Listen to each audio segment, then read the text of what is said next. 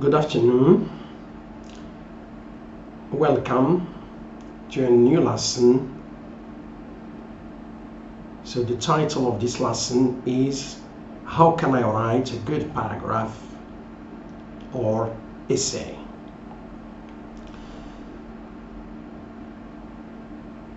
The topic that we have in front of us is the following. Books are of boundless worth as they lavishly offer readers unlimited benefits and immeasurable joys. In your opinion, what are the key advantages of this activity or hobby? By the way, I am not going to speak about the structure, how you should write a paragraph or an essay. No, I'm going to speak about something different, and I wish all the followers should abide by this tip, by this advice. What is it? What we are going to see has a twofold function. It has a double function. Number one, we know that most students, I'm going here to put between brackets baccalaureate student and university ones, they find a lot of problems when they want to write a paragraph or an essay. In this case, what I am going to state is going to be beneficial, valuable, and helpful to them. And number two, this is an indirect advice. This is an indirect tip to any learner that reading books is a must. I should not say it's a necessity. It's a must. Because sometimes, or all the time, we complain, I have a bad mark. But you don't refer to the main source of this problem. Why have I found a lot of difficulties to write a paragraph? Is that I don't read. And I underline this, I don't read. So how can someone who does not read at all and he wants or she wants to write a good paragraph or an essay? This is what we call, let's say between brackets, this person is not logical. This person, let's say, is mad. He wants something, but he doesn't sacrifice. Reading is just an enjoyable activity. It's like you play football, you play tennis, you watch a movie, what do you jog, you do whatever you like. So as you give your physical body, or your physical body what is needed, the same for my mind. I should vitaminize my mind. I should feed my mind, and therefore be sure you will not have any problem concerning writing. Because first of all, your potential, it should be at the level of someone, a learner in general, someone who can speak, who can write. And at the same time, when you read, you will not suffer. You will not suffer. It will become an easy task to you. And you know that writing and speaking, both of them, they are necessary. Once you are in your academic, career, and when you finish, when your studies are over and you want to study abroad, you want to go, for example, to continue your high studies either in Morocco or abroad. So it's a must. I should say, reading books, it's a must. So now let me try to give you this, to read to you the topic, or I have read it. I'm going to repeat it. Number 2. Books are of boundless worth as they lavishly offer readers unlimited benefits and immeasurable joys. In your opinion, what are the key advantages of this activity or hobby? So here, books is the key word, and the controlling idea concerning this question, the controlling idea is that I am going to speak about the advantages. Okay, let's see the sample that I want everybody to follow. So I have spoken about reading. Now I am going to speak how you can search for so many ideas that can enrich your paragraph, can beautify your paragraph, and that can enhance the content of your paragraph. Your research is going to be limited just to the ideas, and especially interesting ideas, and be sure your readers, your teachers, your friends, they are going to appreciate what you write. They are going to appreciate what you say. Your writing and your speaking are going to be highly valued. And this is what we want our learners in general to do. And at the same time, this is another technique for teachers that we can call brainstorming teaching technique, brainstorming. And I am sure teachers, they follow this technique in the classroom even if they don't have enough time. Okay,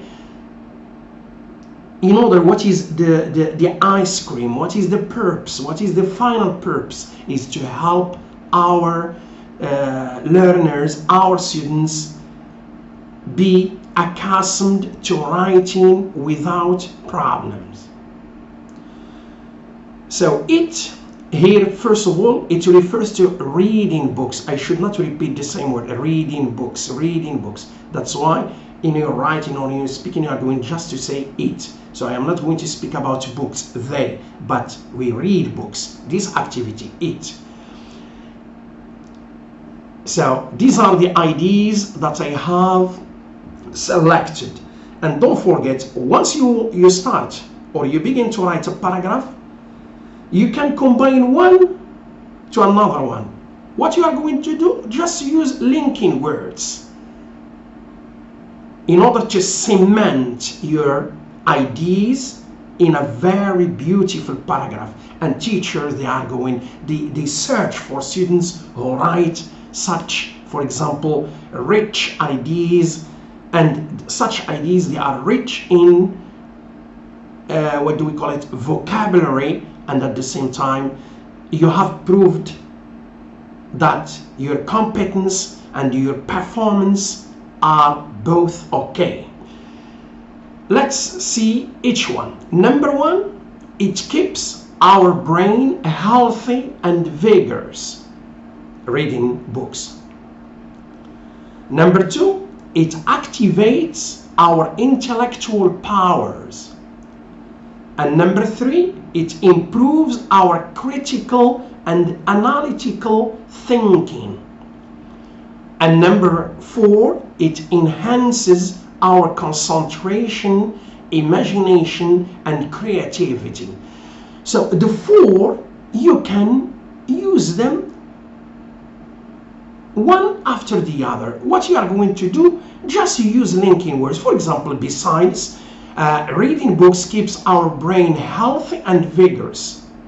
Moreover, it activates our intellectual powers.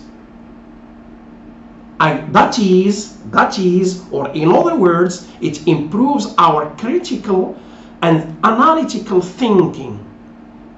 Finally, it enhances our concentration, imagination, and creativity. Or you could say, even better, it enhances our concentration, imagination, and creativity. So the task that you will have after you make a research concerning the ideas that you are going to write down, you are going just to use linking words, and therefore your paragraph is going to be rich, is going to be beautiful, is going to be appealing, and is going to be fabulous and wonderful. For sure, take it for granted. This is what teachers search for. Number 4, it opens new cultural boundaries. So here we speak about culture. Your limits, your boundaries are going to be, what do we say? Wide, large.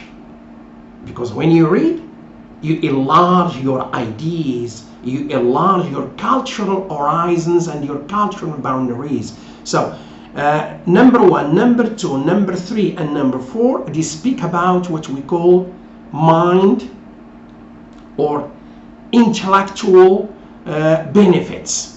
Number 2, it opens new cultural boundaries. It speaks about cultural benefits. You see, diversity of ideas.